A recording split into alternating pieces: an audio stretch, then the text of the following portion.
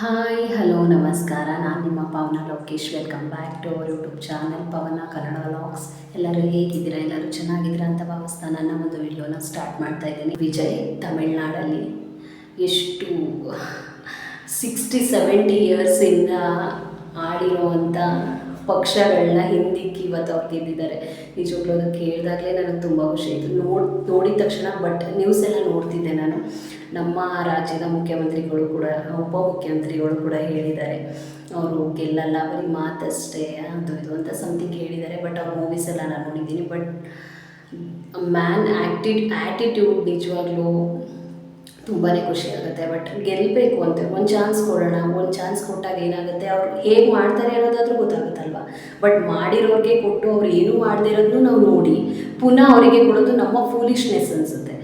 ಯಾಕೆಂದರೆ ಅವ್ರು ಏನೂ ಮಾಡಿಲ್ಲ. ಇವಾಗ ಏನು ಬರ್ತಿದೆ, ಈ ಗೃಹಲಕ್ಷ್ಮಿ ದುಡ್ಡು ಅದು ಇದು ಅಂತ ಬರ್ತಿದೆ, ರೇಷನ್ಸ್ ಎಲ್ಲ ಜಾಸ್ತಿ ಆಗಿದೆ. ಈ ಕಡೆಯಿಂದ ಕೊಡ್ತಿದ್ದಾರೆ, ಆ ಕಡೆಯಿಂದ ತಗೊಳ್ತಿದ್ದಾರೆ ಅಷ್ಟೇ. ಬಟ್ ವಿಜಯ್ ಗೆದ್ದಿದ್ದು ತುಂಬಾ ಖುಷಿ ಆಯಿತು. ಅದು 60-70 ವರ್ಷದಿಂದ ಆಳ್ತಿದ್ದಂಥ ಪಕ್ಷಗಳನ್ನ ಹಿಂದಿಕ್ಕಿ ಅವ್ರು ಗೆದ್ದಿದ್ದಾರೆ. ಗೆಲ್ಲದೇ ಇಲ್ಲ, ಏನೋ ಲೀಡಿಂಗ್ ಬರ್ಬೋದು ಅಷ್ಟೇ ಅಂತ.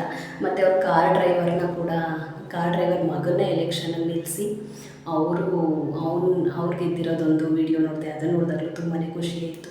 ಏಕೆಂದರೆ ಇದು ಪಬ್ಲಿಕ್ಕಲ್ಲಿರೋರು ಗೆಲ್ಲಬೇಕು, ಅಂದರೆ ಪಬ್ಲಿಕ್ ಪರ್ಸನ್ ಗೆಲ್ಲಬೇಕು. ಆಲ್ರೆಡಿ ಗೆದ್ದು ಅವರಿಂದ ಏನೂ ಆಗಿಲ್ಲ ಅಂತ ಅನ್ನೋ ವ್ಯಕ್ತಿಗಳನ್ನ ಗೆಲ್ಲಿಸಿ ಯೂಸಸ್ ಇಲ್ಲ ಅನಿಸುತ್ತೆ. ಹೀಗೆ ಪವನ್ ಕಲ್ಯಾಣ್ ಅವ್ರು ಗೆದ್ದಿದ್ದಾರೆ ಆಂಧ್ರದಲ್ಲಿ. ಇಲ್ಲಿ ತಮಿಳ್ನಾಡಲ್ಲಿ ವಿಜಯ್ ಅವರಿದ್ದಾರೆ. ನಮ್ಮಲ್ಲೂ ಕೂಡ ಒಂದು ರಿಲೀಸಿಯನ್ ಪಕ್ಷ ಬರಲಿ, ಯಾಕೆಂದರೆ ಉಪೇಂದ್ರ ಅವರು ಪ್ರಜಾಕೀಯ ಮಾಡಿದ್ದಾರೆ. ನಾವು ನೋಡೋಣ, ಒಂದು ಚಾನ್ಸ್ ಕೊಟ್ಟು ನೋಡ್ಬೋದಲ್ವ. 5 ವರ್ಷ ಆದಮೇಲೆ ಅವರೇನು ಮಾಡಲಿಲ್ಲ ಅಂದಾಗ ಬೇಕಾದ್ರೆ ಇದು ಮಾಡ್ಬೋದು. ಬಟ್ ಒಂದು ಚಾನ್ಸ್ ಕೊಡೋದ್ರಲ್ಲಿ ತಪ್ಪೇನಿಲ್ಲ. ಒಂದು ಚಾನ್ಸ್ ಕೊಟ್ಟಾಗ ಅವ್ರೇನು ಮಾಡ್ತಾರೆ ಅನ್ನೋದು ಗೊತ್ತಾಗುತ್ತೆ. ನಮ್ಮ ಇಲ್ಲೆಲ್ಲ ದುಡ್ಡಿಲ್ಲ, ಸ್ವಲ್ಪ ಫೆಸಿಲಿಟೀಸ್ ಎಲ್ಲ ಪೊಲಿಟಿಷಿಯನ್ಸ್ ಮಾಡ್ತಾರಲ್ವ, ಊಟದಾಗಲಿ, ಸೀರೆಯಲ್ಲಿ, ಕುಕ್ಕರಾಗಲಿ, ಈ ಥರ ಎಲ್ಲ ಫೆಸಿಲಿಟೀಸ್ ಬೇರೆಯವ್ರು ಕೊಡಲಿಲ್ಲ ಅಂದ್ರೆ ಅವ್ರಿಗೆ ಆಗಲ್ಲ ಅನ್ಸುತ್ತೆ. ಫಾರ್ ಎಕ್ಸಾಂಪಲ್ ಚಂದನ್ ಅವರು ಕೇರ್ಪೇಟೆಯಲ್ಲಿ ನಿಂತಾಗ ಅವ್ರು ಗೆಲ್ಲೇ ಇಲ್ಲ. ಅಟ್ಲೀಸ್ಟ್ ಅವ್ರ ಹತ್ರನೂ ಕೂಡ ಬರಲಿಲ್ಲ ವೋಟಿಂಗಲ್ಲಿ. ಯಾಕೆ ಅಂದರೆ ಅವ್ರು ದುಡ್ಡು ಕೊಟ್ಟಿಲ್ಲ, ಸಮ್ ಫೆಸಿಲಿಟೀಸ್ನ ಕೊಟ್ಟಿಲ್ಲ ಅಂತ. ಬಟ್ ಪ್ರಜಾಕೀಯ ಅದಕ್ಕೂ ಒಂದು ಚಾನ್ಸ್ ಕೊಡೋಣ. ಪ್ರಜಾಕೀಯಗೆ ಕೊಡಬೇಕು ಅನ್ನೋದು ಏನಿಲ್ಲ. ಬೇರೆಯವರು ಅಂದರೆ ಪಕ್ಷನ ಬಿಟ್ಟು ಬೇರೆಯವ್ರು ನಿಂತಿರ್ತಾರಲ್ವ, ಅವ್ರಿಗೂ ಒಂದು ಚಾನ್ಸ್ ಕೊಟ್ಟು ನೋಡೋಣ. ಬಟ್ ಅವರು ಒಳ್ಳೆ ಜನಸೇವೆನ ಮಾಡ್ಬೋದೇನೋ, ಹೇಳೋಕ್ಕಾಗಲ್ಲ. ಯಾರಿಗೆ ಏನೇ ಊಟ ಹಾಕಿದ್ರೂ ನಾವು ದುಡಿಬೇಕು, ನಮ್ಮ ಜೀವನ ನಾವು ಸಾಗಿಸ್ಲೇಬೇಕು.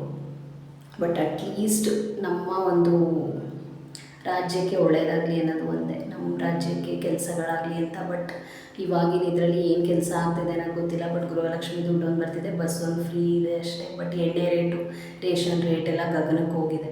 ಈ ಕಡೆಯಿಂದ ಕೊಡ್ತಿದ್ದೀವಿ, ಆ ಕಡೆಯಿಂದ ಕರೆಂಟ್ ಬಿಲ್ಲು 50 ಪೈಸೆ ಜಾಸ್ತಿ ಮಾಡಿದ್ದಾರೆ. ಈ ಕಡೆಯಿಂದ ಕೊಡ್ತಿದ್ದೀವಿ, ಆ ಕಡೆಯಿಂದ ಅವ್ರು ತೊಗೊಳ್ತಿದ್ದಾರೆ ಅಷ್ಟೇ. ಅದು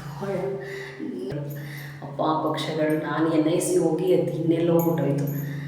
ಬಟ್ ಸಾರಿ, ನಮಗೆ ಏನಕ್ಕೆ ಪಕ್ಷಗಳ ಬಗ್ಗೆ ಸಾರಿ ಆ ಥರ ಹೇಳೋಕ್ಕೂ ಆಗೋಲ್ಲ. ಯಾಕೆಂದರೆ ನಾನು ಒಬ್ಬಳು ಪಬ್ಲಿಕ್ ಪರ್ಸನ್ ಆಗಿ ಸಾರಿ ಆ ಥರ ಹೇಳೋಂಗಿಲ್ಲ. ಬಟ್ ಯಾರು ತುಂಬ ಚೆನ್ನಾಗಿ ಕೆಲಸ ಮಾಡ್ತಾರೆ, ಅವ್ರನ್ನ ಗೆಲ್ಸೋಣ.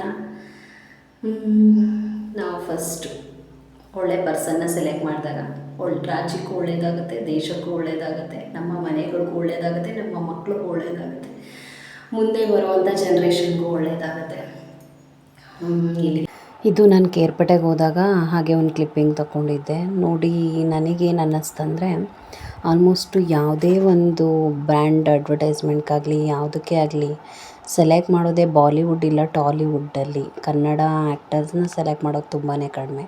ಬಟ್ ಅದರಲ್ಲೂ ಒಬ್ಬ ಯೂಟ್ಯೂಬರ್ನ ಬ್ರ್ಯಾಂಡ್ ಅಂಬಾಸಿಡರ್ ಮಾಡಿ ಒಂದು ಬ್ಯಾನರ್ ಹಾಕಿದ್ದಾರೆ ಅಂದಾಗ ನಿಜವಾಗ್ಲೂ ತುಂಬ ಖುಷಿಯಾಗುತ್ತೆ. ಇವರೆಲ್ಲ ಒಂಥರ ಇನ್ಸ್ಪಿರೇಷನ್ ಅಂತ ಅನಿಸುತ್ತೆ ನಮಗೆಲ್ಲ. ಆ್ಯಕ್ಚುಲಿ ನಾನು ಯೂಟ್ಯೂಬ್ ಸ್ಟಾರ್ಟ್ ಮಾಡಿ ಇವತ್ತಿಗೆ 1 ತಿಂಗಳಾಯಿತು. ನಾನು ಪ್ರೆಗ್ನೆನ್ಸಿಯಿಂದನೂ ಅಂದ್ಕೊಳ್ತಿದ್ದೆ ಯೂಟ್ಯೂಬ್ ಮಾಡಬೇಕು ಅಂತ. ಬಟ್ ಅದು ಇವಾಗ ಟೈಮ್ ಬಂತು. 1 ತಿಂಗಳಾಗಿದೆ. ಹೀಗೆ ನಿಮ್ಮೆಲ್ಲರ ಸಪೋರ್ಟ್ ನನಗೆ ಬೇಕು. ಎಲ್ಲರೂ ಸಬ್ಸ್ಕ್ರೈಬ್ ಮಾಡ್ಕೊಳ್ಳಿ. Thank you. ನನ್ನ ಒಂದು ವಿಡಿಯೋನ ಮುಗಿಸ್ತಾ ಇದ್ದೀನಿ. ಎಲ್ರಿಗೂ ಒಳ್ಳೆಯದಾಗಲಿ. ಯಾರೆಲ್ಲ ವಿಡಿಯೋನ ನೋಡ್ತಾ ಇದ್ದೀರಾ ಸಬ್ಸ್ಕ್ರೈಬ್ ಮಾಡಿಕೊಂಡು ವಿಡಿಯೋನ ನೋಡಿ. ವಿಡಿಯೋ ಇಷ್ಟವಾದಲ್ಲಿ ಲೈಕ್ ಮಾಡಿ, ಕಮೆಂಟ್ ಮಾಡಿ, ಶೇರ್ ಮಾಡಿ. Okay, thank you, bye.